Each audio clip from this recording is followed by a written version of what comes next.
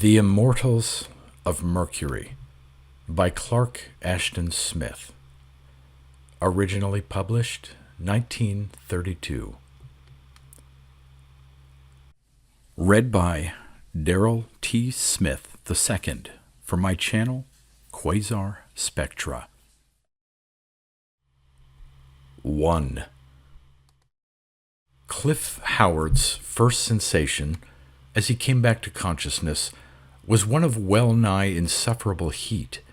It seemed to beat upon him from all sides in a furnace-like blast, and to lie upon his face, limbs, and body with the heaviness of molten metal. Then, before he had opened his eyes, he became aware of the furious light that smote upon his lids, turning them to a flame-red curtain. His eyeballs ached with the muffled radiation. Every nerve of his being cringed from the pouring sea of incandescence, and there was a dull throbbing in his scalp, which might have been either headache induced by the heat or the pain of a somewhat recent blow. He recalled very dimly that there had been an expedition somewhere in which he had taken part, but his efforts to remember the details were momentarily distracted by new and inexplicable sensations. He felt now that he was moving swiftly, borne on something that pitched and bounded against a high wind that seared his face like the breath of hell. He opened his eyes and was almost blinded when he found himself staring at a whitish heaven, where blown columns of steam went by like spectral genii. Just below the rim of his vision there was something vast and incandescent toward which instinctively he feared to turn. Suddenly, he knew what it was and began to realize his situation. Memory came to him in a tumbling torrent of images, and with it a growing wonder and alarm. He recalled the ramble he had taken, alone amid the weird and scrubby jungles of the twilight zone of Mercury, that narrow belt, warm and vaporous, lying beneath the broiling deserts on which an enormous sun glares perpetually, and the heaped and mountainous glaciers of the planet's nightward side. He had not gone far from the rocket ship, a mile at most, toward the sulphurous, fuming afterglow of the sun, now wholly hidden by the planet's libration. Johnson, the head of that first scientific expedition to Mercury, had warned him against these solitary excursions, but Howard, a professional botanist, had been eager to hasten his investigations of the unknown world in which they had now sojourned for a week of terrestrial time. Contrary to expectation, they had found a low, thin, breathable atmosphere, fed by the melting of ice in the variable twilight belt, an air that was drawn continually in high winds toward the sun, and the wearing of special equipment was unnecessary. Howard had not anticipated any danger, for the shy, animal-like natives had shown no hostility and had fled from the Earthmen whenever approached. The other life forms, as far as had been determined, were of low, insensitive types, often semi-vegetative and easily avoided when poisonous or carnivorous. Even the huge, ugly, salamander-like reptiles who seemed to roam at will from the twilight zone to the scalding deserts beneath an eternal day were seemingly quite inoffensive. Howard had been examining a queer, unfamiliar growth resembling a large truffle, which he had found in an open space among the pale, poddy, wind-bowed shrubs. The growth, when he touched it, had displayed signs of sluggish animation and had started to conceal itself, burrowing into the boggy soil. He was prodding the thing with the sponge-like branch of a dead shrub and was wondering how to classify it when, looking up, he had found himself surrounded by the Mercutian savages. They had stolen upon him noiselessly from the semi-fungoid thickets. But he was not alarmed at first, thinking merely that they had begun to overcome their shyness and show their barbaric curiosity. They were gnarled and dwarfish creatures who walked partially erect at most times, but ran upon all fours when frightened. The Earthmen had named them the Dlukus, because of the clucking sounds resembling this word which they often made. Their skins were heavily scaled like those of reptiles, and their small, protruding eyes appeared to be covered at all times with a sort of thin film. Anything ghastlier or more repulsive than these beings could hardly have been found on the inner planets. But when they closed in upon Howard, walking with a forward crouch and clucking incessantly, he had taken their approach for a sort of overture, and had neglected to draw his tonanite pistol. He saw that they were carrying rough pieces of some blackish mineral, and had surmised from the way in which their webbed hands were held toward him that they were bringing him a gift or peace offering. Their savage faces were inscrutable, and they had drawn very close before he was disillusioned as to their intent. Then, without warning, in a cool, orderly manner, they had begun to assail him with the fragments of the mineral they carried. He had fought them, but his resistance had been cut short by a violent blow from behind, which had sent him reeling into oblivion. All this he remembered clearly enough, but there must have been an indefinite blank following his lapse into insensibility. What, he wondered, had been happening during this interim, and where was he going? Was he a captive among the Dlukus? The glaring light and scorching heat could mean only one thing, that he had been carried into the sunward lands of Mercury. That incandescent thing toward which he dared not look was the sun itself, looming in a vast arc above the horizon. He tried to sit up, but succeeded merely in raising his head a little. He saw that there were leathery thongs about his chest, arms, and legs, binding him tightly to some mobile surface that seemed to heave and pant beneath him. Slewing his head to one side, he found that this surface was horny, rounded, and reticulated. It was like something he had seen. Then, with a start of horror, he recognized it.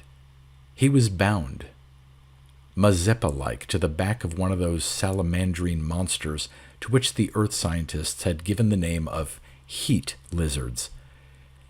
These creatures were large crocodiles, but possessed longer legs than any terrestrial saurian. Their thick hides were apparently, to an amazing extent, non-conductors of heat, and served to insulate them against temperatures that would have parboiled any other known form of life. The exact range of their habitat had not yet been learned, but they had been seen from the rocket ship during a brief sunward dash in deserts where water was perpetually at the boiling point, where rills and rivers flowing from the twilight zone wasted themselves in heavy vapors from terrible cauldrons of naked rock. Howard's consternation as he realized his plight and his probable fate was mingled with a passing surprise. He felt sure that the Dlukus had bound him to the monster's back, and wondered that being so low in the evolutionary scale should have been intelligent enough to know the use of thongs. Their act showed a certain power of calculation, as well as a devilish cruelty. It was obvious that they had abandoned him deliberately to an awful doom. However, he had little time for reflection. The heat lizard, with an indescribable darting and running motion, went swiftly onward into the dreadful hell of writhing steam and heated rock. The great ball of intolerable whiteness seemed to rise higher momently, and to pour its beams upon Howard like the flood of an opened furnace. The horny mail of the monster was like a hot gridiron beneath him, scorching through his clothes, and his wrists and neck and ankles were seared by the tough leather cords as he struggled madly and uselessly against them. Turning his head from side to side, He saw dimly the horned rocks that leaned toward him from curtains of hellish mist. His head swam deliriously, and the very blood appeared to simmer in his veins. He lapsed at intervals into deadly faintness. A black shroud seemed to fall upon him, but his vague senses were still oppressed by the crushing, searing radiation. He seemed to descend into bottomless gulfs, pursued by unpitying cataracts of fire and seas of molten heat. The darkness of his swoon was turned to immitigable light. At times, Howard came back to full consciousness and was forced to grit his teeth to avoid screaming with agony. His eyelids seemed to scorch his eyes as he blinked in the blinding refraction, and he saw his surroundings in broken glimpses through turning wheels of fire and blots of torrid color, like scenes from a mad kaleidoscope. The heat lizard was following a tortuous stream that ran in hissing rapids among twisted crags and chasm-riven scarps. Rising in sheets and columns, the steam of the angry water was blown at intervals toward the Earthman, scalding his bare face and hands. The thongs cut into his flesh intolerably when the monster leaped across mighty fissures that had been made by the cracking of the superheated stone. Howard's brain seemed to broil in his head, and his blood was a fiery torrent in his roasted body. He fought for breath, and the breath seared his lungs. The vapors eddied about him in deepening swirls, and he heard a muffled roaring, whose cause he could not determine. He became aware that the heat lizard had paused, and moving his head a little, saw that it was standing on the rocky verge of a great gulf into which the waters fell to an unknown depth amid curtains of steam. His heart and his senses failed him as he struggled like a dying man to draw breath from the suffocating air. The precipice and the monster seemed to pitch and reel beneath him. The vapors swayed vertiginously, and he thought that he was plunging with his weird steed into the unfathomably shrouded gulf. Then, from the burning mist, the hooded forms of white and shining devils appeared to rise up and seize him, as if to receive him into their unknown hell. He saw their strange, unhuman faces. He felt the touch of their fingers, with a queer and preternatural coolness on his seared flesh. And then all was darkness. 2. Howard awoke under circumstances that were novel and inexplicable. Instantly, with great clearness, he remembered all that had occurred prior to his final lapse, but could find no clue to his present situation. He was lying on his back in a green radiance, a soft and soothing light that reminded him of the verdant grass and emerald seawater of the far-off earth. The light was all about him, and it seemed to flow beneath and above him, laving his body with cool ripples that left a sense of supreme well-being. He saw that he was quite naked, and he had the feeling of immense buoyancy, as if he had been rendered weightless. Wondering, he saw that his skin was entirely free of burns, and realized that he felt no pain, no ill effects of any kind, such as would have seemed inevitable after his dread ordeal in the Mercutian desert. For a while he did not associate the green luminosity with any idea of spatial limitation, for he seemed to be floating in a vast abyss. Then suddenly he perceived his error. Putting out his hands, he touched on either side the wall of a narrow vault, and saw that its roof was only a few feet above him. The floor lay at an equal distance beneath, and he himself, without visible support, was reclining in mid-air. The green light, streaming mysteriously from all the sides of the vault, had given him the illusion of unbounded space. Abruptly at his feet, the end of the vault seemed to disappear in a white glory like pure sunlight. Long, sinuous, six-fingered hands reached out from the glow, grasped him about the ankles, and drew him gently from the green-lit space in which he floated. Weight seemed to return to him as his limbs and body entered the dazzling whiteness, and a moment later he found himself standing erect in a large chamber, lined with some sort of pale, shimmering metal. Beside him, a strange, unearthly being was closing the panel-like door through which he had been drawn from the emerald-litten vault, and beyond this being there were two others of the same type, one of whom was holding Howard's garments in his arms. In growing astonishment, Howard gazed at these incredible entities. Each of them was about the height of a tall man, and the physical conformation was vaguely similar to that of mankind, but was marked by an almost godlike beauty and grace of contour, such as could hardly have been found in the most perfect of antique marbles. Nostrils, ears, lips, hands, and all other features and members were carven with well-nigh fantastic delicacy, and the skin of these beings, none of whom wore any sort of raiment, was white and translucent and seemed to shine with an internal radiance. In place of hair, the full intellectual heads were crowned with a mass of heavy, flesh-like filaments, hued with changing iridescence, and tossing and curling with a weird, restless life, like the serpent locks of Medusa. The feet were like those of men, except for long, horny spurs that protruded from the heels. The three entities returned the Earthman's gaze with unreadable eyes, brilliant as diamonds and cold as far-off stars.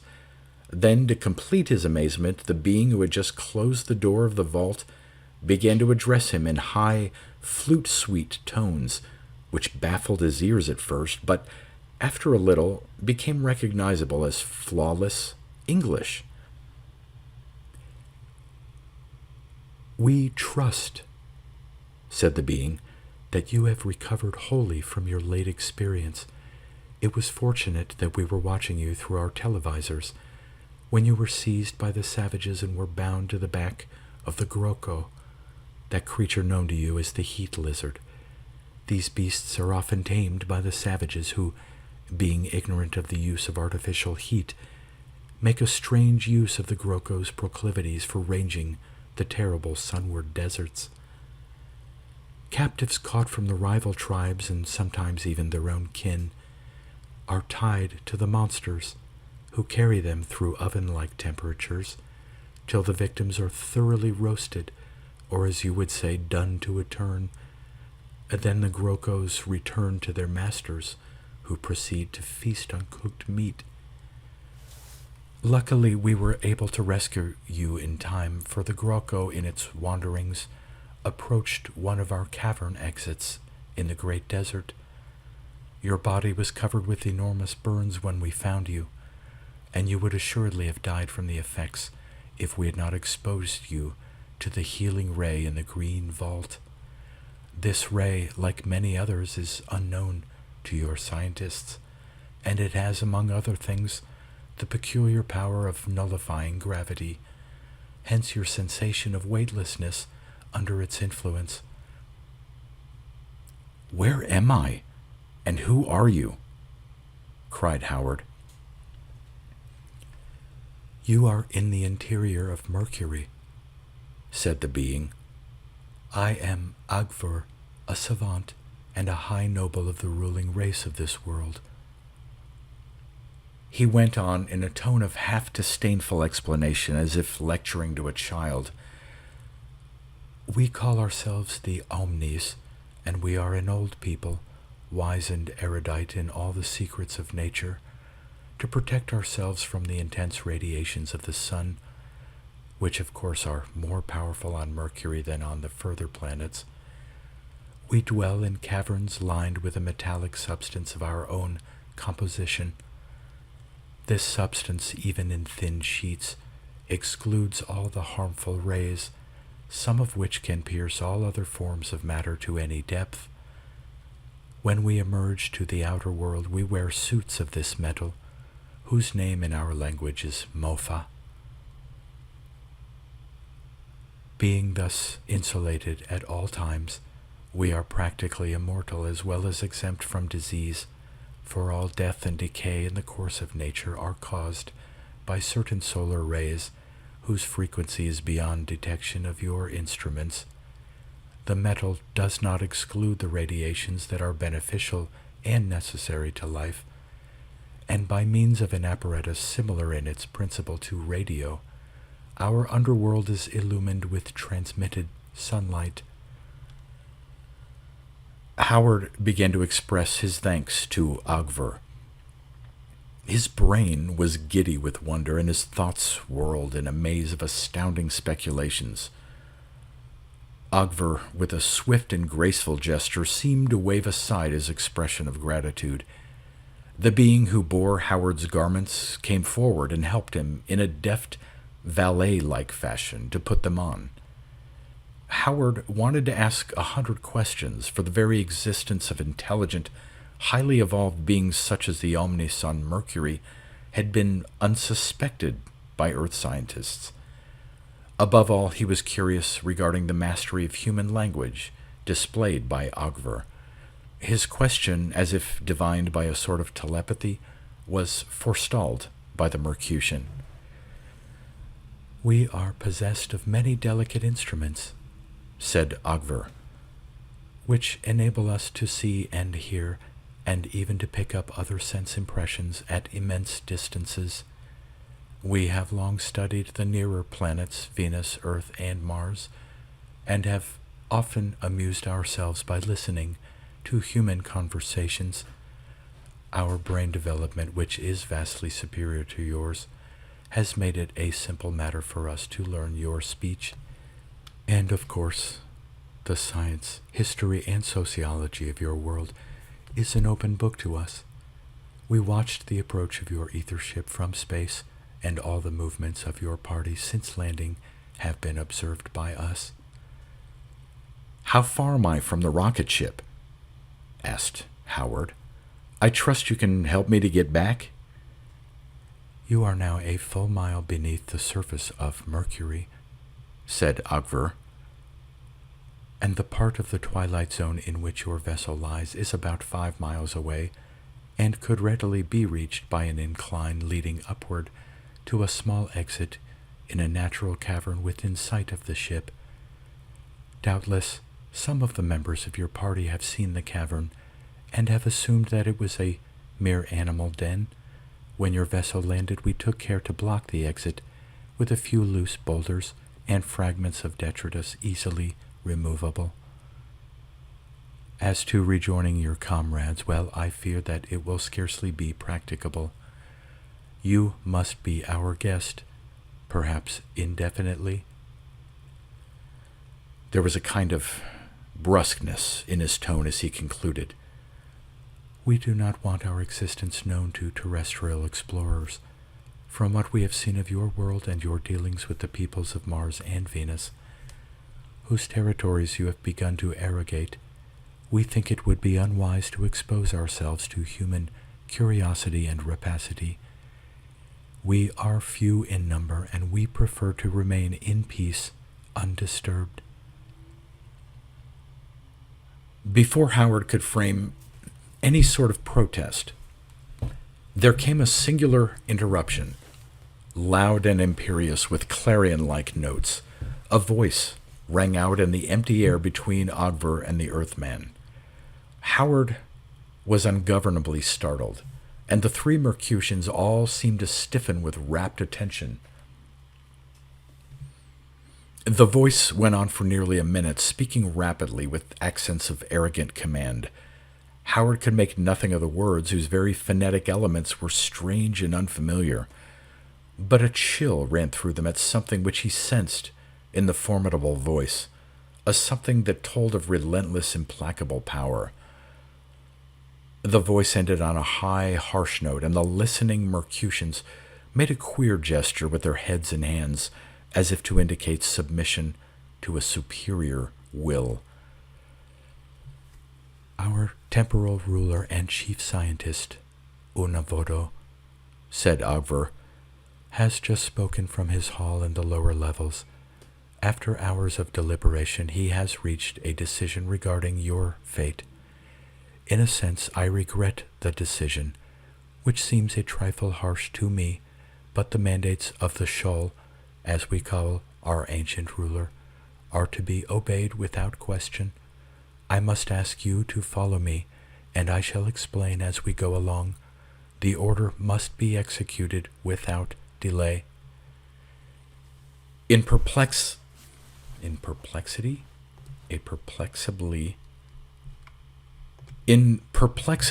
not unmingled with consternation, Howard was led by Ogver to a sort of inclined hall or tunnel, on which the chamber opened.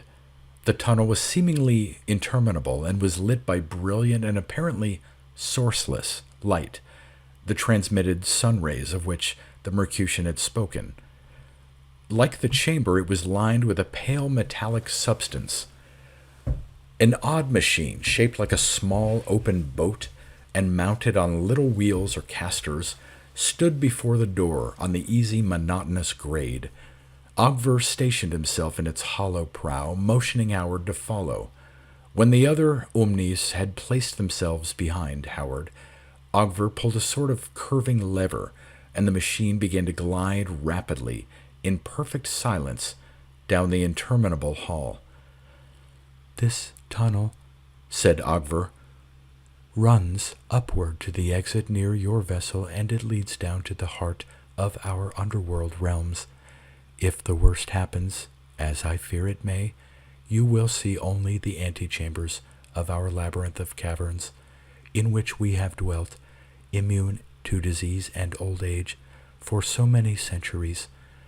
I am sorry, for I had hoped to take you to my own laboratories in the nether levels.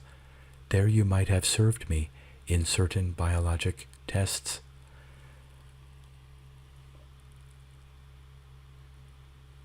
"Unavodo," he went on, in calm explanatory tones, "has ordered the fusing and casting of a certain quantity of the Mufa alloy to be used in the making of new garments.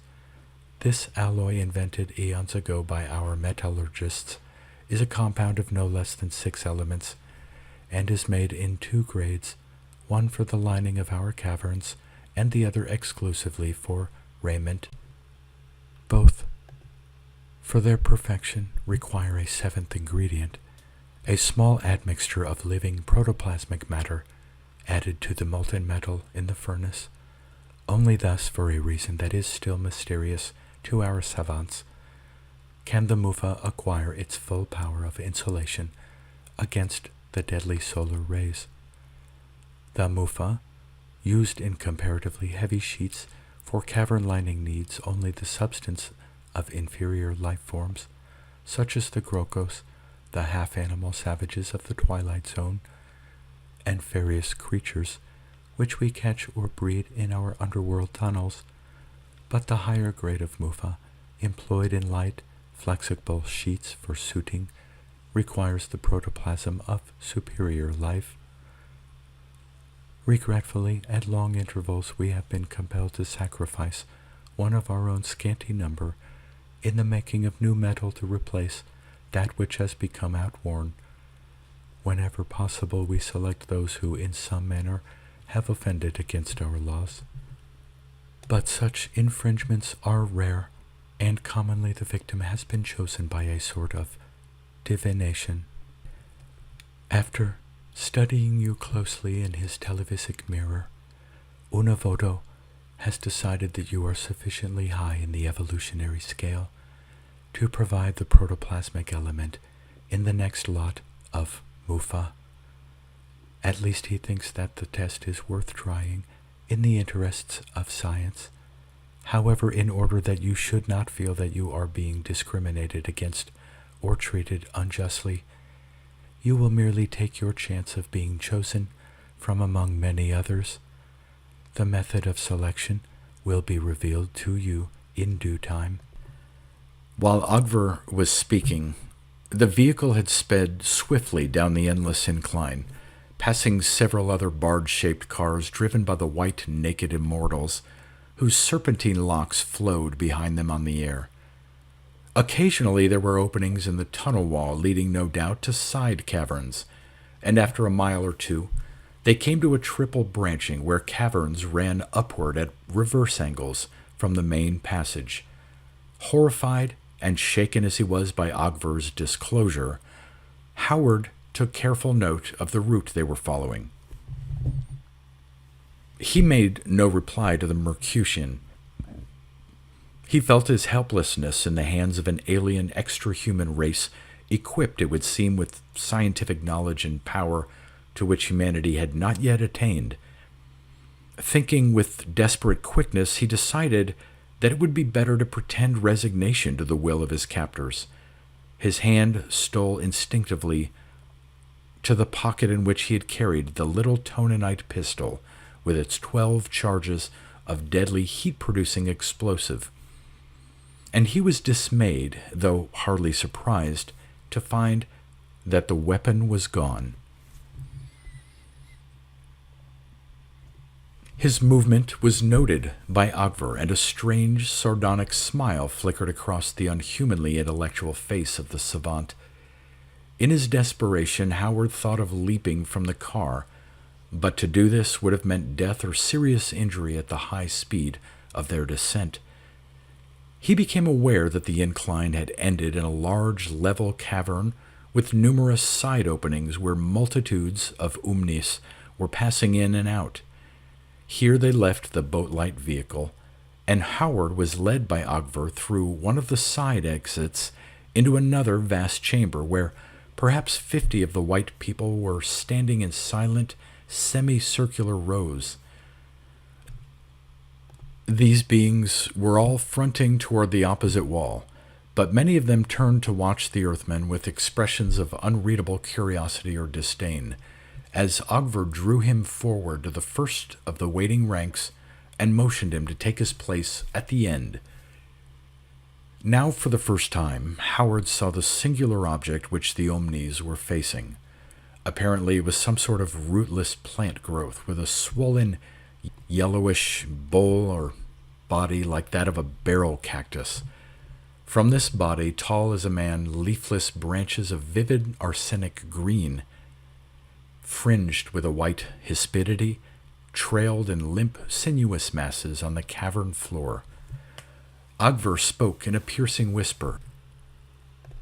"The plant is called the rocalim, and we employ it to choose from a given quota the person who shall be cast into the furnace of molten mufa.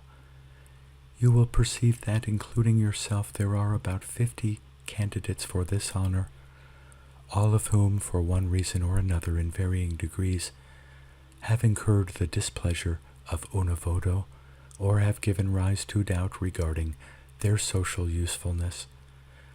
One by one you are to walk about the rocalim in a complete circle, approaching well within reach of the sensitive, mobile branches, and the plant will indicate the destined victim by touching him with the tips of these branches." Howard felt, as Ogver spoke, the chill of a sinister menace, but in the weirdness of the ceremony that followed, he almost lost his apprehension of personal peril. One by one, from the further end of the row in which he was standing, the silent Umnis went forward and circled the strange plant, walking slowly within a few feet of the inert branches of poisonous green that resembled sleepy, half-coiled serpents. The rocalim preserved a torpid stillness, without the least sign of animation, as Umni after Umni finished his perilous circuit and retired to the further side of the room, there to stand and watch the perambulations of the others. About 20 of the white immortals had undergone this ordeal when Howard's turn came. Resolutely, with a sense of unreality and grotesquerie rather than actual danger, he stepped forward and began his circuit of the living plant. The Omnis looked on like alabaster statues, and all was utterly still and silent, except for a muffled, mysterious throbbing as of underworld machinery at a distance. Howard moved on in an arc, watching the green branches with a growing tenseness. He had gone half the required distance when he felt, rather than saw, a flash of swift, intense light that appeared to stab downward from the cavern roof and strike the lumpish yellow bowl of the Rocalim. The light faded in the merest fraction of time, leaving Howard in doubt as to whether he had really seen it. Then, as he went on, he perceived with startled horror that the trailing tentacular boughs had begun to twitch and quiver, and were lifting slowly from the floor and waving toward him. On and on they came, rising and straightening like a mass of ropey kelp that flows in an ocean stream. They reached him. They slithered with reptilian ease about his body and touched his face with their venomous-looking tips, clammy and inquisitive. Howard drew back, wrenching himself away from the waving mass, and found Ogver at his elbow. The face of the Mercutian was touched with an unearthly gloating, and his iridescent locks floated upward, quivering with weird restlessness, like the Rocalim branches. At that moment it came to Howard that his fate had been predetermined from the beginning, that the swift evanescent flash of light, proceeding from an unknown source, had perhaps served in some manner to irritate the living plant and provoke the action of its tentacular limbs. Swift anger flared in the Earthman, but he repressed it. He must be cautious, must watch for an opportunity, even the slimmest, of escape. By giving the impression that he was resigned, he might throw his captors off their guard. He saw that a number of new Mercutians, equipped with long glittering tubes like blowpipes, had entered the cavern and were surrounding him. The companions of his late ordeal had begun to disperse in various directions. "I am sorry," said Ogver, "that the choice should have fallen upon you, but your death will be swift, and the time is near at hand. The fusing must be completed, and the metal must be poured off and cast in thin, malleable sheets before the next term of darkness and slumber, which will occur in little more than an hour.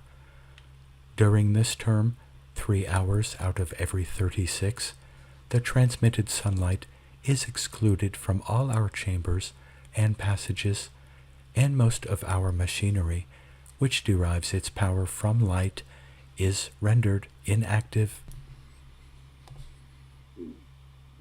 3. In mingled horror and dumbfoundment, Howard was taken through an opposite entrance of the Rocalim's cavern and along a sort of hall which appeared to run parallel with the one in which the incline had ended. Ogver walked at his side, and the Omni guards were grouped before and behind him. He surmised that the glittering hollow tubes they carried were weapons of some novel type.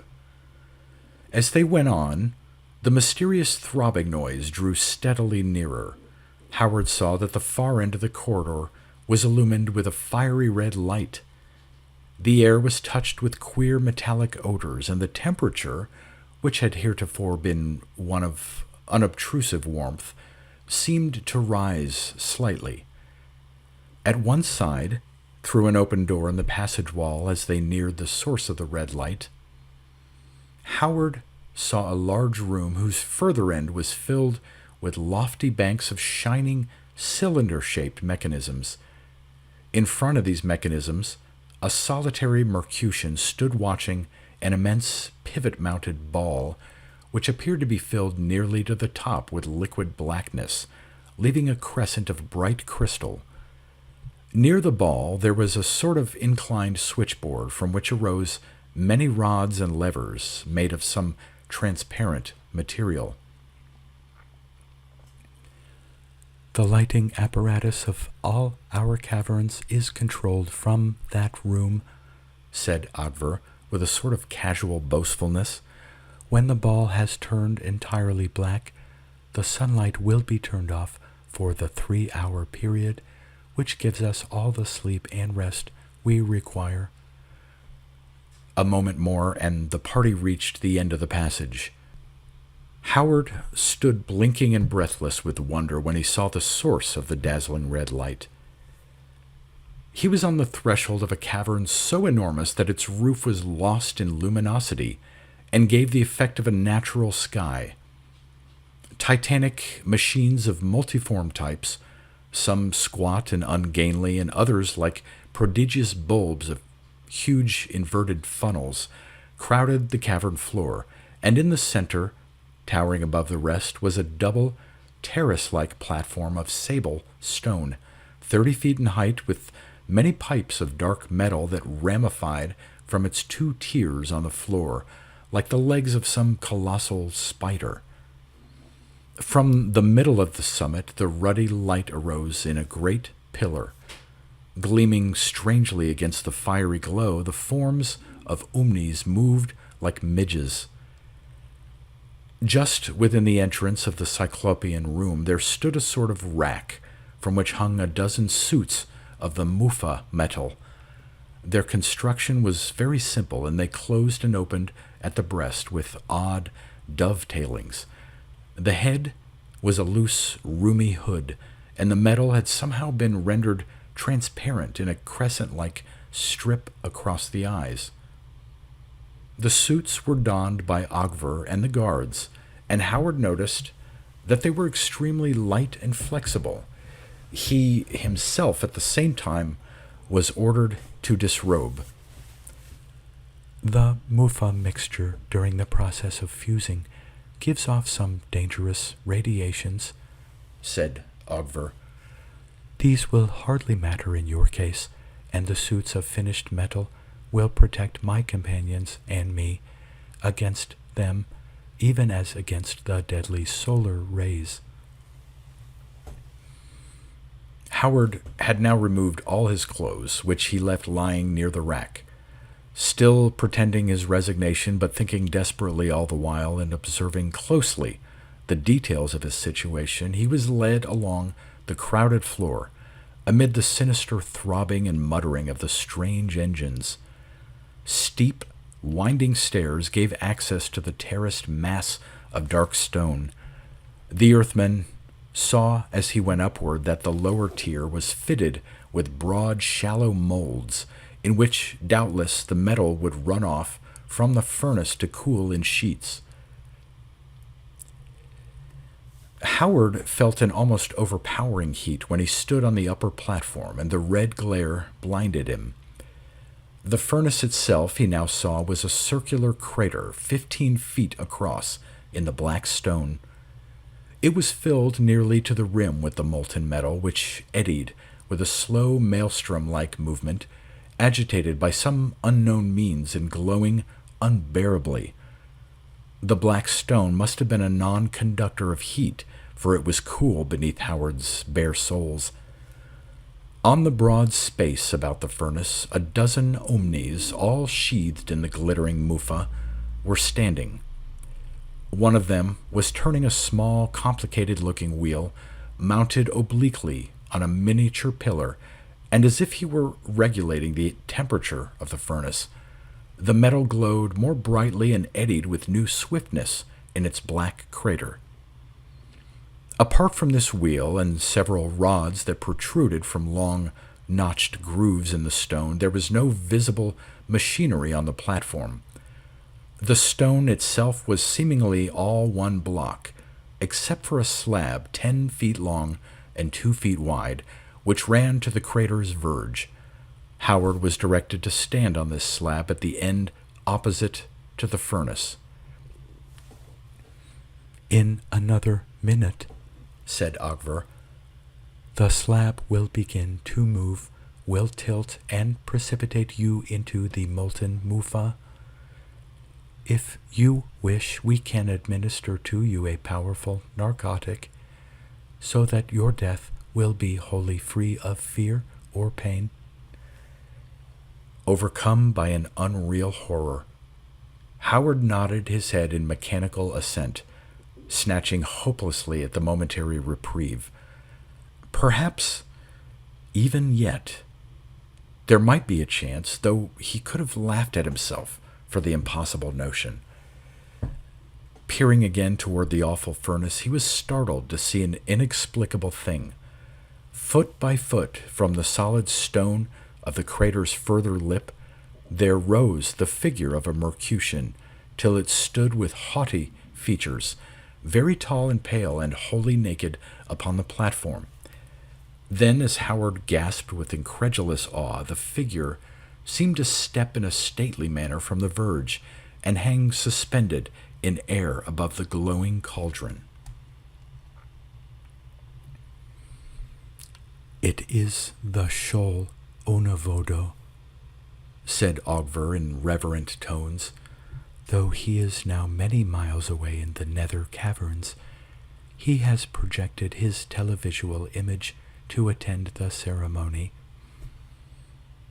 One of the Mercutian guards had come forward, bearing in his hands a heavy, shallow bowl of some bronze-like substance filled with a hueless liquid. Then he proffered to the Earthman. "The narcotic acts immediately," said Agver as if in reassurance. Giving a quick, unobtrusive glance about him, Howard accepted the bowl and raised it to his lips. The narcotic was odorless as well as colorless, and had the consistency of a thick, sluggish oil. "Be quick," admonished Agver. "The slab responds to a timing mechanism, and already it starts to move." Howard saw that the slab was gliding slowly, bearing him as on a great protruding tongue toward the furnace. It began to tilt a little beneath his feet. Tensing all his muscles, he leaped from the slab and hurled the heavy bowl in the face of Ogver, who stood close by. The Mercutian staggered, and before he could regain his balance, Howard sprang upon him and, lifting him bodily, flung him across the rising, sliding slab, which bore Ogver along in its accelerated movement. Stunned by the fall and unable to recover himself, he rolled from the tilting stone into the white-hot maelstrom and disappeared with a splash. The liquid seethed and eddied with a swifter motion than before. For a moment, the assembled Omnis stood like metal statues, and the televisual image of the shoal, standing inscrutable and watchful above the furnace, had not stirred. Leaping at the foremost guards, Howard flung them aside as they started to lift their tubular weapons. He gained the platform's railless verge, but saw that the several Omnis had run to intercept him before he could reach the stairs. It was a 12-foot drop to the second platform, and he feared to leap with bare feet. The strange curving pipes which ran from the upper platform to the main cavern floor offered his only possible means of escape. These pipes were of darkish metal, perfectly smooth and jointless, and were about 10 inches thick. Straddling the nearest one, where it entered the black stone just below the verge, Howard began to slide as quickly as he could toward the floor. His captors had followed him to the platform edge, and facing them as he slid, the Earthman saw two of the immortals aim their weapons at him. From the hollow tubes there issued glowing balls of yellow fire which came flying toward Howard. One of them fell short, striking the side of the great pipe and causing it to melt away like so much solder. He saw the dripping of the molten metal as he ducked to avoid the second ball. Others of the Omnis were leveling their weapons, and a rain of the terrible fire globes fell about Howard as he slid along the pipe's lower portion, where it curved sharply toward the floor. One of the balls brushed his right arm and left an agonizing burn. He reached the floor and saw that a dozen immortals were descending the platform stairs in great bounds. The main cavern, fortunately, was deserted. The Earthman leaped for the shelter of a huge rhomboidal machine, and heard the hiss and drip of liquid metal as the fireballs struck behind him. Threading his way among the looming mechanisms and interposing their bulks as much as possible between himself and his pursuers, Howard made for the entrance through which he had been conducted to the furnace by Ogver. There were other exits from the immense cavern, but these would have led him deeper into the unknown labyrinth. He had no clearly formulated plan, and his ultimate escape was more than problematical, but his instincts bade him to go on as long as he could before being recaptured. He heard the mysterious pounding of the untended mechanisms all about him, but there was no sound from his pursuers, who came on in grim silence with incredible leaps, gaining visibly upon him. Then, startlingly, as he rounded one of the machines, he found himself confronted by the televisual phantom of the shoal, standing in an attitude of menace and waving him back with imperious gestures. He felt the awful, burning gaze of eyes that were hypnotic with age-old wisdom and immemorial power, and he seemed to hurl himself against an unseen barrier as he sprang at the formidable image. He felt a slight electric shock that jarred his entire body, but apparently the phantom was capable of little more than visual manifestation. It seemed to melt away, and then it was hovering above and a little before him, pointing out his line of flight to the pursuing omnis. Passing a huge, squat cylinder, he came to the rack on which the suits of Mufa had hung. Two of them still remained. Disregarding his own garments, which lay in a heap nearby, he snatched one of the metal suits from its place and rolled the thin, marvelously flexible stuff into a bundle as he continued his flight. Perhaps somewhere he would have a chance to put it on, and thus disguised might hope to prolong his freedom, or even to find his way from this tremendous underworld. There was a broad, open space between the rack and the cavern exit. Howard's pursuers emerged from the medley of towering mechanisms before he could reach the doorway, and he was forced to dodge another fusillade of the fireballs which splattered in white-hot fury all around him. Before him, the menacing phantom of the shoal still hovered. Now he had gained the corridor beyond the exit. He meant to retrace the route by which he had come with Ogver, if possible, but as he neared the door through which he had seen the watcher of the darkening globe and the light-controlling mechanisms, he perceived that a number of Mercutians, armed with fire tubes, were coming to intercept his flight in the corridor. Doubtless they had been summoned through some sort of tele-audition by the furnace tenders. Looking back, he saw that his former guards were closing upon him. In a few moments, he would be surrounded and trapped. With no conscious idea other than the impulse to flee, he darted through the open door of the cavern of light machines. The solitary watcher still stood beside the massive ball with his back toward the Earthman. The crystal crescent on the dark globe had narrowed to a thin horn like the bow of a dying moon. A mad, audacious inspiration came to Howard as he recalled what Ogver had told him about the control of the lighting system. Quickly and silently, he stole toward the watcher of the ball. Again, the vengeful image of the shoal stood before him, as if to drive him back, and as he neared the unsuspecting watcher, it rose in air and poised above the ball, warning the Umni with a loud, harsh cry. The watcher turned, snatching up a heavy metal rod that lay on the floor, and leaped to meet Howard, raising his weapon for a ferocious blow. Before the rod could descend, the Earthman's fist had caught the Mercutian full in the face, driving him back upon the slanting dial of regulative levers beside the pivot-mounted ball. There was a shivering crash as he fell among the curving crystalline rods, and at the same instant, utter overwhelming darkness rushed upon the room and blotted out the banks of gleaming mechanism, the fallen Umni, and the phantom of Sheol. 4. Standing uncertain and bewildered, the Earthman heard a low moaning from the injured Mercutian and a loud wail of consternation from the corridor without, where the two groups of his pursuers had found themselves overtaken by darkness.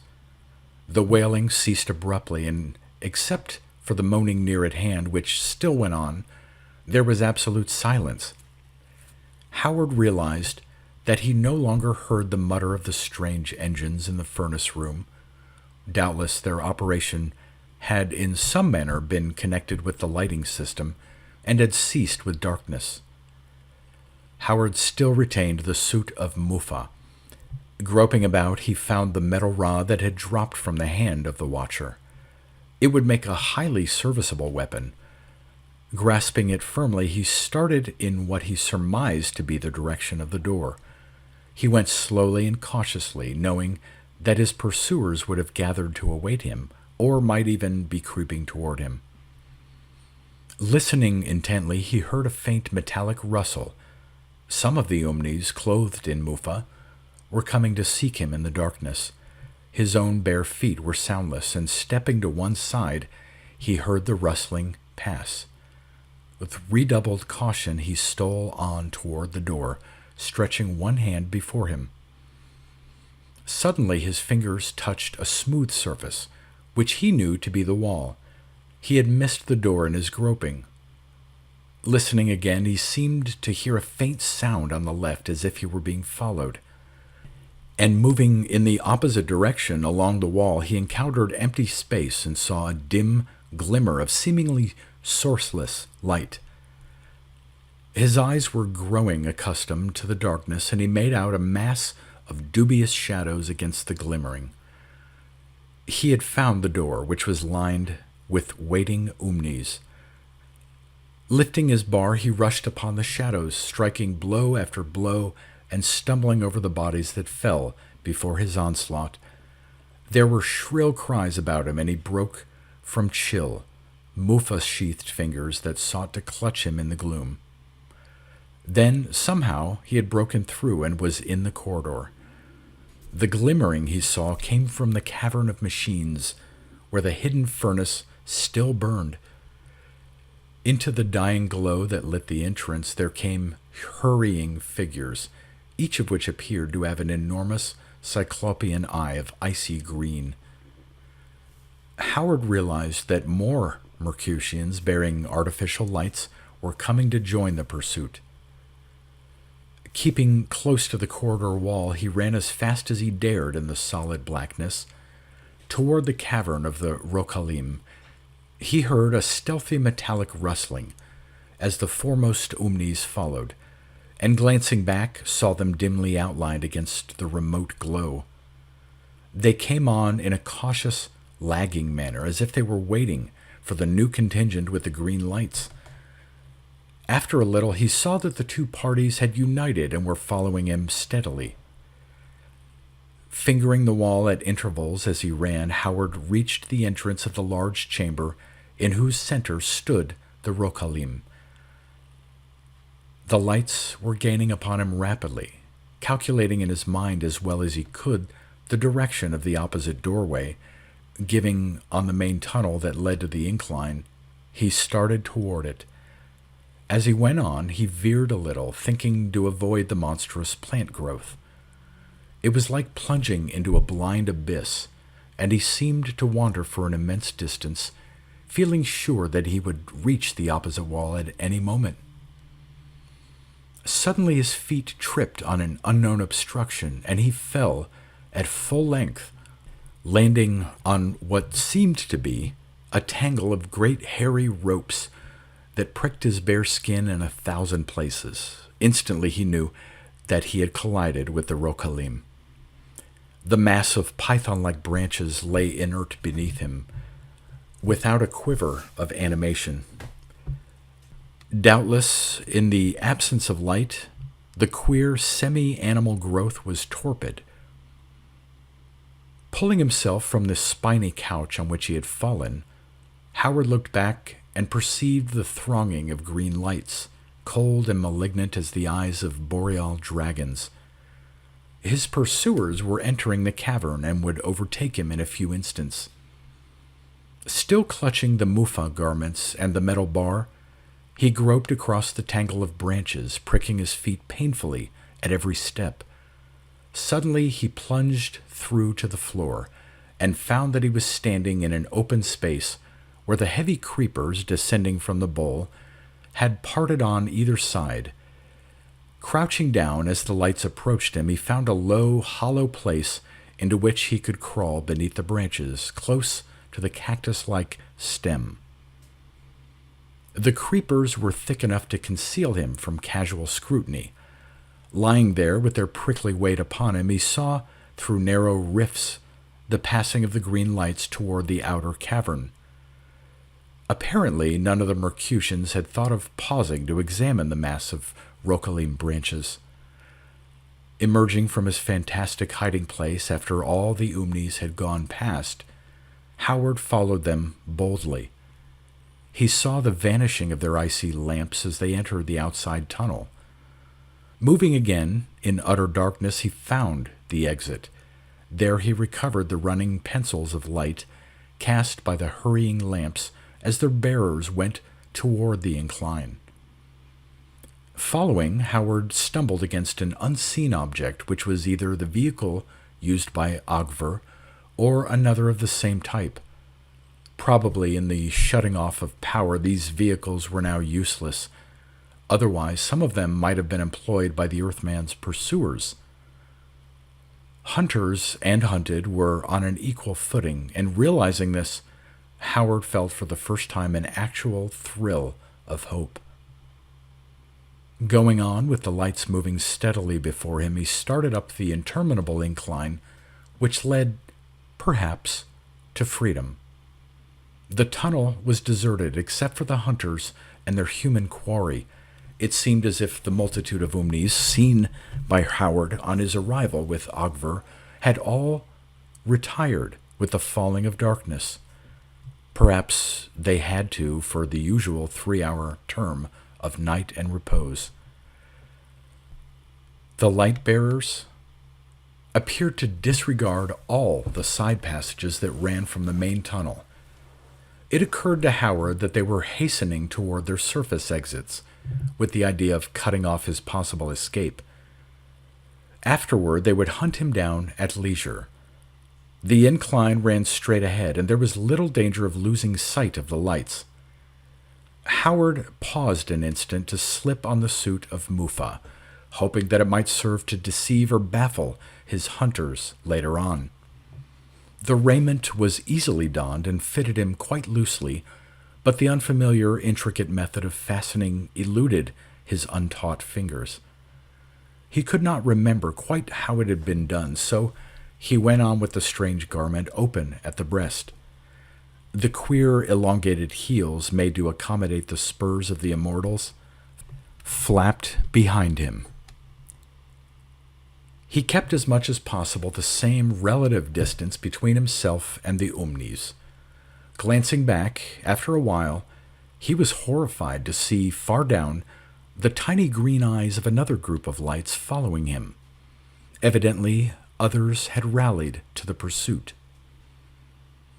It was a long, interminably tedious climb, mile after mile of that monotonous tunnel, whose gloom was relieved only by the sinister points of green light.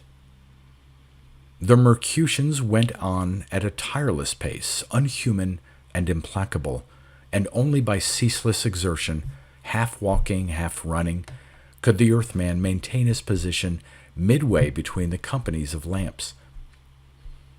He panted heavily, and a faintness came upon him at times, in which the lights seemed to blur. A great weariness clogged his limbs and his brain. How long it was since he had eaten, he could not know. He was not aware of hunger or thirst, but he seemed to fight an ever-growing weakness. The corridor became a black eternity, haunted by the green eyes of cosmic demons. Hour after hour he went on, through a cycle of sunless night. He lost the sense of time, and his movements became a sort of automation. His limbs were numb and dead, and it was only his relentless will that lived and drove him on. Almost at times he forgot where he was going, forgot everything but the blind, primitive impulse of flight. He was a nameless thing fleeing from an anonymous terror. At last, through the crushing numbness of his fatigue, there dawned the realization that he was gaining a little on the group of lights ahead. Possibly their bearers had paused in doubt or debate. Then, suddenly, he saw that the lights were spreading out, were diverging and vanishing on either hand, till only 4 of them remained. Dimly puzzled, he went on and came to that triple division of the tunnel which he remembered passing with Ogver. He saw now that the party of Omnis had divided into 3 contingents following all the branches. Doubtless each tunnel led to a separate exit. Recalling what Ogver had said, he kept to the middle passage.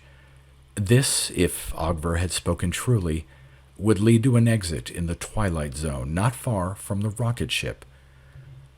The other tunnels would lead, he knew not where, perhaps to the terrible deserts of heat and the piled chaotic glaciers of the nightward hemisphere. The one he was following, with luck, would enable him to rejoin his comrades. A sort of second wind came to Howard now, as if hope had revived his swooning faculties. More clearly than before, he became conscious of the utter silence and profound mystery of this underworld empire of which he had seen, was to see, so little. His hope quickened when he looked back and saw that the lights behind him had diminished in number, as if the second party had likewise separated to follow all 3 of the tunnels. It was obvious that there was no general pursuit. In all likelihood, the smashing of the transmission levers had deranged all the machineries of the Immortals, even to their system of communication. Howard's escape, doubtless, was known only to those who had been present or near at the time. He had brought chaos and demoralization upon this super-scientific people. 5. Mile after mile of that monotone of gloom. Then, with a start of bewilderment, the Earthman realized that the 4 lights in front had all disappeared. Looking back, he saw that the lamps which followed him had similarly vanished.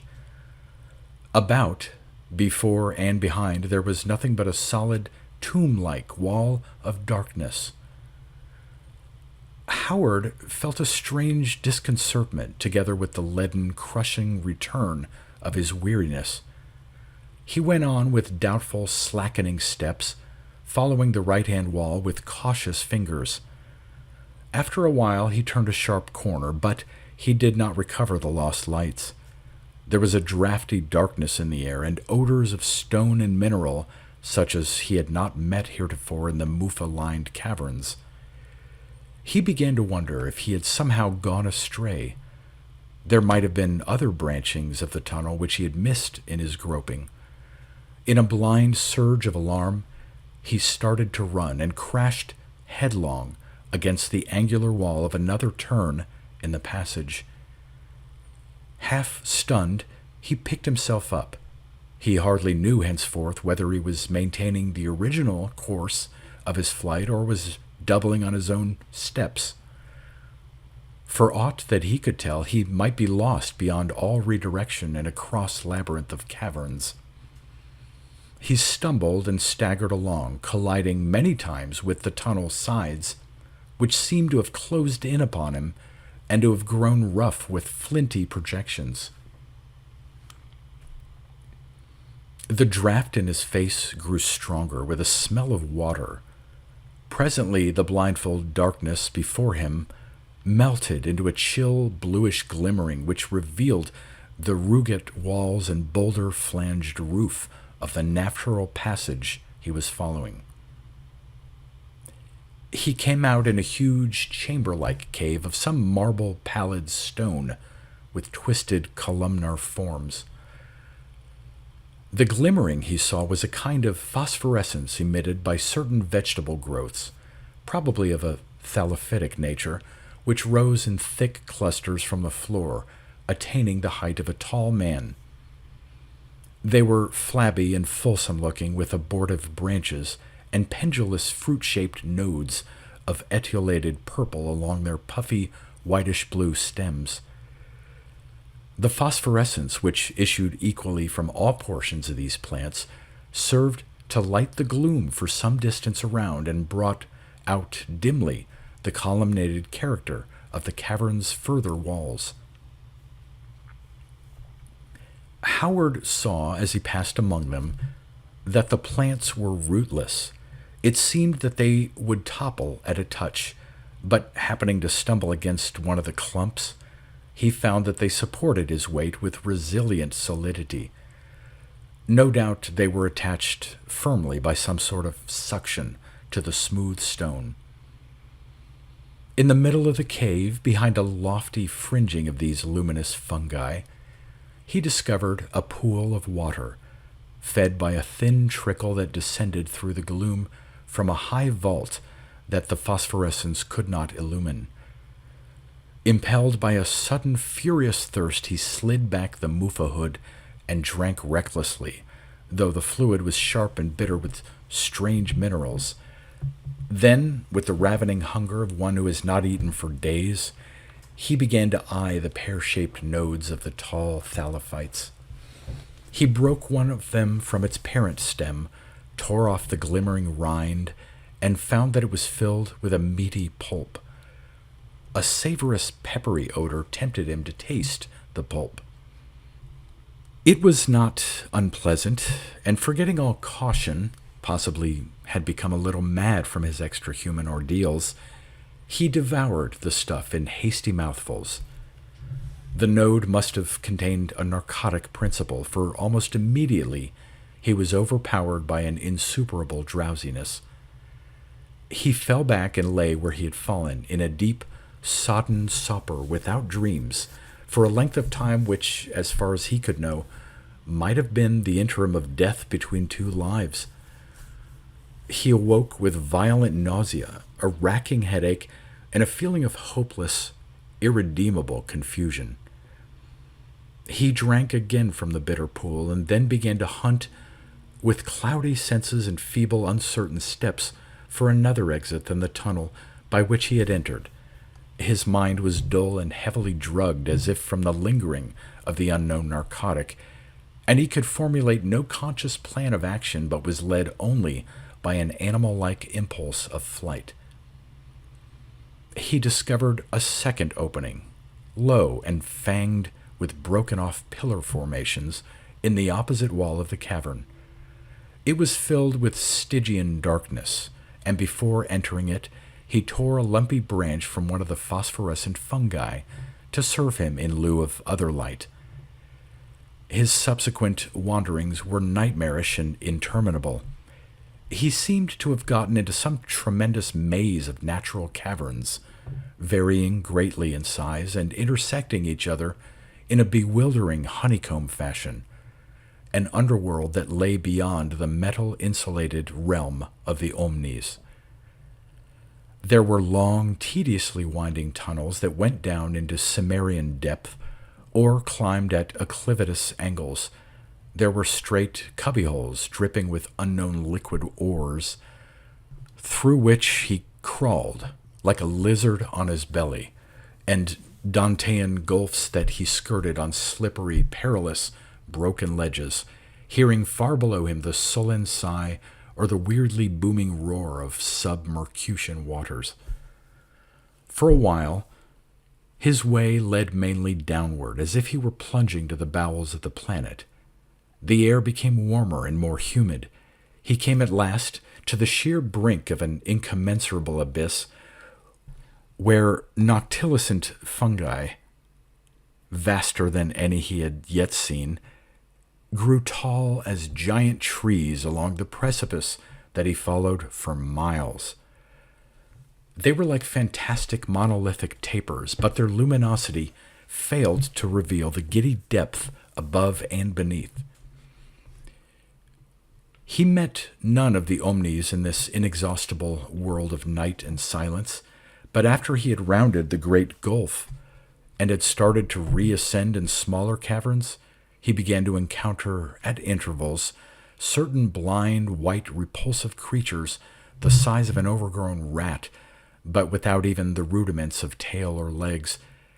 In his demoralized condition of mind and body, he felt a primitive fear of these things, rather than the mere repugnance which their aspect would normally have aroused. However, they were non-aggressive and shrank sluggishly away from him. Once he trod inadvertently on one of the creatures and leaped away, howling with fright, when it squirmed nauseously beneath his heel. Finding he had crushed its head, he took courage and began to belabor the flopping abnormality with the metal rod which he still carried. He mashed it into an oozy pulp, a pulp that still quivered with life, and then, overcome by bestial atavistic hunger, and forgetting all the painfully acquired prejudices of civilized man, he knelt down and devoured the pulp with shameless greed. Afterward, replete, he stretched himself out and slept for many hours.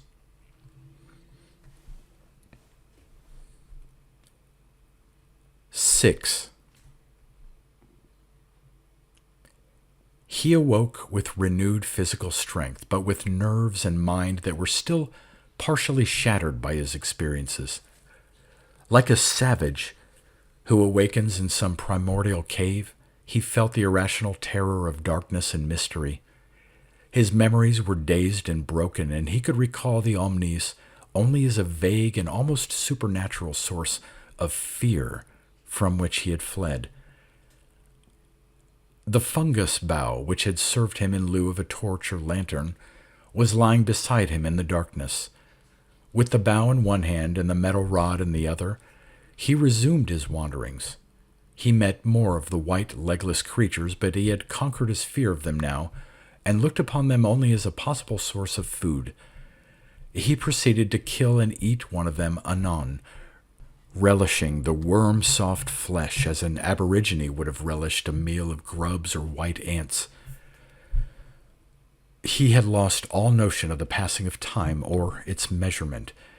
He was a thing that clambered endlessly on Tartarian cavern slopes, or along the brink of lightless rivers and pools and chasms, killing when he was hungry, sleeping when his weariness became too urgent.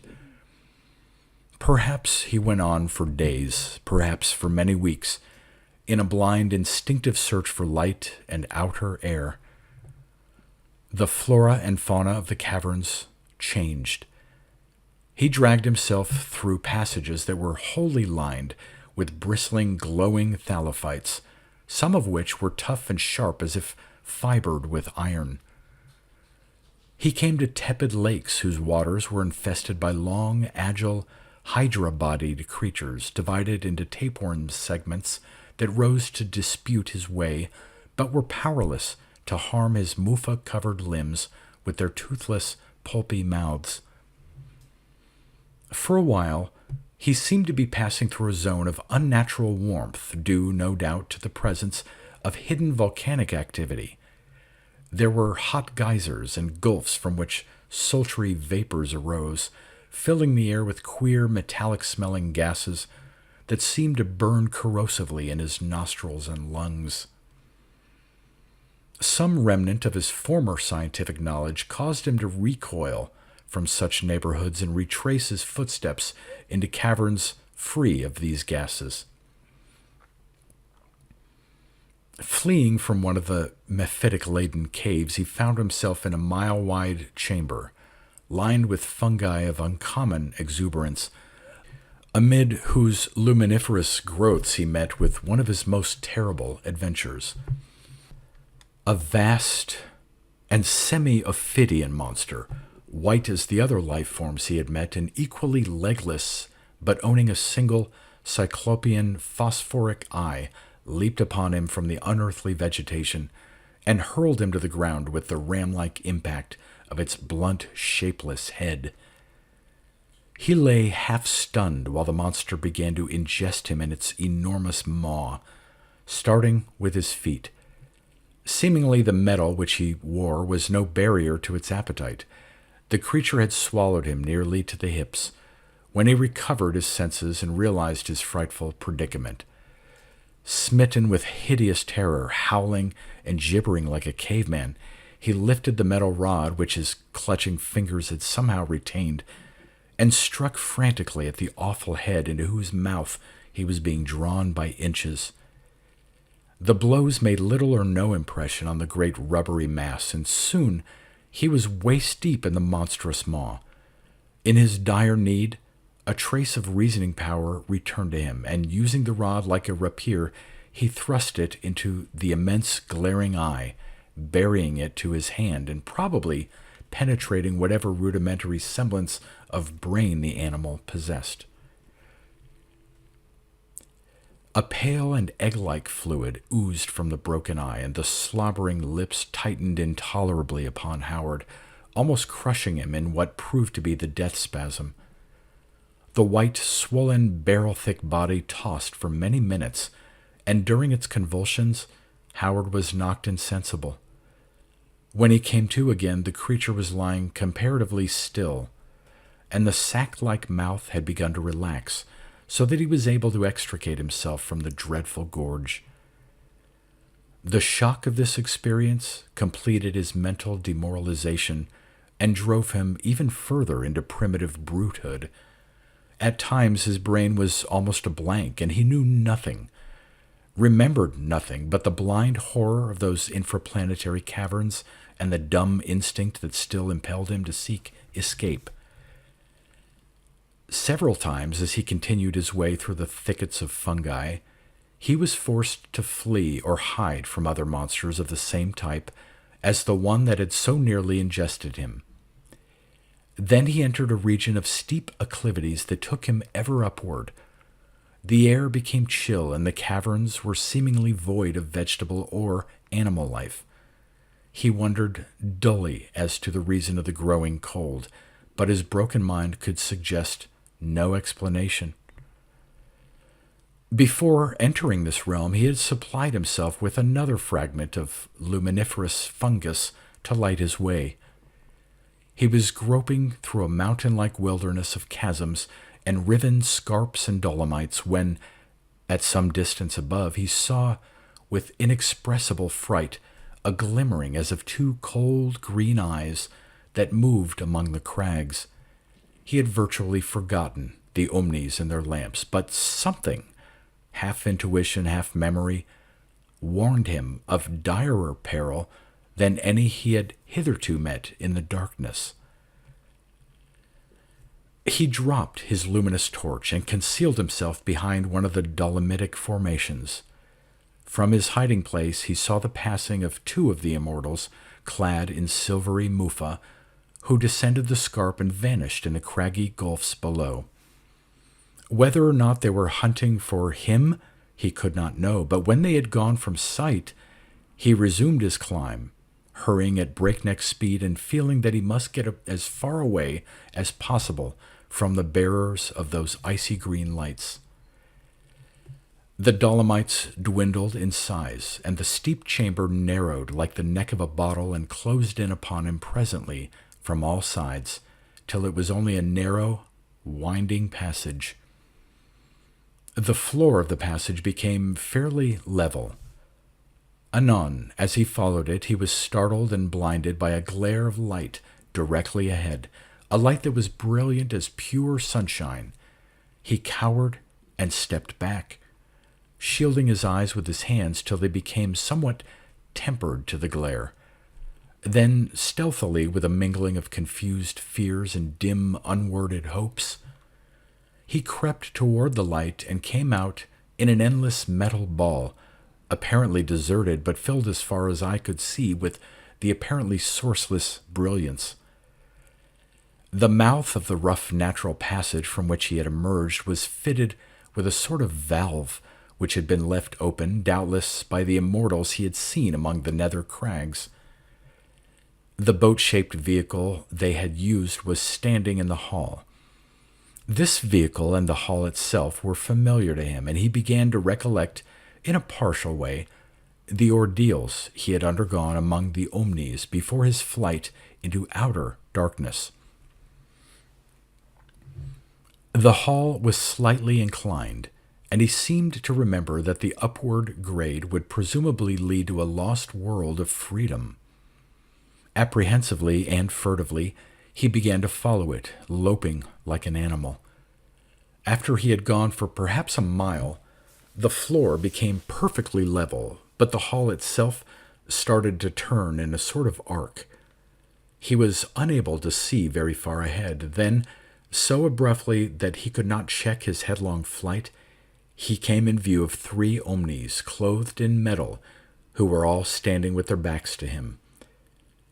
A boat vehicle was near at hand. One of the immortals was tugging at a huge capstan-like bar that protruded from the wall of the passage. And as if in response to the bar, a sort of gleaming metal valve was descending slowly from the roof. Inch by inch it came down like a mighty curtain, and soon it would close the entire passage and render impossible the Earthman's egress. Somehow it did not occur to Howard that the tunnel beyond the valve might lead to other realms, at the outer air for which he longed so desperately. As if by a miracle, something of his former courage and resourcefulness had returned to him, and he did not turn and flee incontinently at sight of the immortals, as he would have done a short time before. He felt that now or never was his opportunity to escape from the sub-Mercutian levels. Leaping forward on the unsuspecting Omnis, all of whom were intent on the closing of the valve, he struck at the foremost with his metal bar. The Mercutian toppled and went down with a clattering of muffa on the floor. The one who was operating the lever continued his task, and Howard had no time to strike him down, for the remaining immortal, with tigerish agility, had sprung back and was leveling the deadly fire tube which he carried. Howard saw that the great valve was still descending, was barely 2 feet from the cavern floor. He made a flying dive for the opening, sprawling on all fours and then crawling prone on his stomach beneath the terrible curtain of metal. Struggling to rise, he found himself impeded and held back. He was in utter darkness now, but getting to his knees and groping about, he determined the cause of his retardation. The fallen valve had caught the loose, elongated heel of the muffa on his right foot. He had all the sensations of a trapped animal as he sought to wrench himself free. The tough muffa held, weighed down by the enormous valve, and it seemed that there was no escape. Then, amid his desperation, he somehow remembered that the muffa armor was open at the breast. Awkwardly and painfully he managed to crawl forth from it, leaving it there like a discarded lizard skin. Getting to his feet, he raced on in the darkness. He was without light, for he had dropped the phosphorescent bow in his dive under the closing valve. The cavern was rough and flinty to his naked feet, and he felt an icy wind, bleak as the breath of glaciers, that blew upon him as he went. The floor sloped upward, and in places it was broken into stair-like formations, against which he stumbled and fell, bruising himself severely. Then he cut his head cruelly on a sharp stone that projected from the low roof. The wet, warm blood flowed down across his brow and into his eyes. The passage steepened, and the air took on a terrible frigidity. There was no sign of pursuit from the Omnis, but fearing that they would raise the valve and follow him, the Earthman hastened on.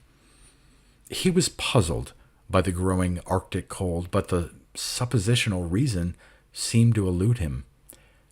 His naked limbs and torso were studded with goose flesh, and he began to shiver with violent ague, in spite of the high speed at which he ran and climbed. Now the cavern stairs were more regular and defined. They seemed to mount forever in the darkness, and growing accustomed to them, he was able to grope his way from step to step with no more than an occasional fall or stumble. His feet were cut and bleeding, but the cold had begun to numb them, and he felt little pain. He saw a dim, circular patch of light far above him, and gasping with the icy air, which appeared to grow thinner and more irrespirable, he rushed toward it. Hundreds, thousands of those black glaciated steps he seemed to climb before he neared the light. He came out beneath a sable heaven, crowded with chill, pulseless, glaring stars, in a sort of valley bottom among drear, unending scarps and pinnacles, still and silent as a frozen dream of death. They gleamed in the starlight with reflections of myriad angled ice, and the valley bottom itself was lit by patches of a leprous whiteness. One of these patches fringed the mouth of the incline on whose topmost step the Earthman was standing. He fought agonizingly for breath in the tenuous infra-zero air, and his body stiffened momently with a permeating rigor as he stood and peered in numb bewilderment at the icy, mountainous chaos of the landscape in which he had emerged. It was like a dead crater in a world of unspeakable and perpetual desolation, where life could never have been. The flowing blood had congealed upon his brow and cheeks. With glazing eyes he saw in a nearby cliff the continuation of the cavern steps. Hewn for some unimaginable purpose by the immortals, they ran upward in the ice toward the higher summits. It was not the familiar twilight zone of Mercury in which he had come forth. It was the bleak nightward side, eternally averted from the sun, and blasted with the frightful cold of cosmic space. He felt the pinnacles and chasms close him in, relentless and rigid, like some Hyperborean hell.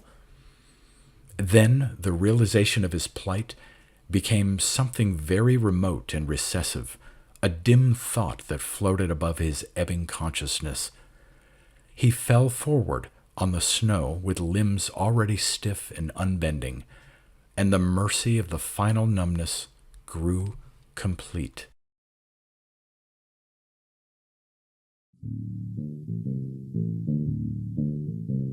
You've been listening to pre-1990s speculative fiction readings with a highlight on science fiction by Darrell T. Smith II. Please consider clicking the donation link in the description box. Thank you so much for your time and your imagination.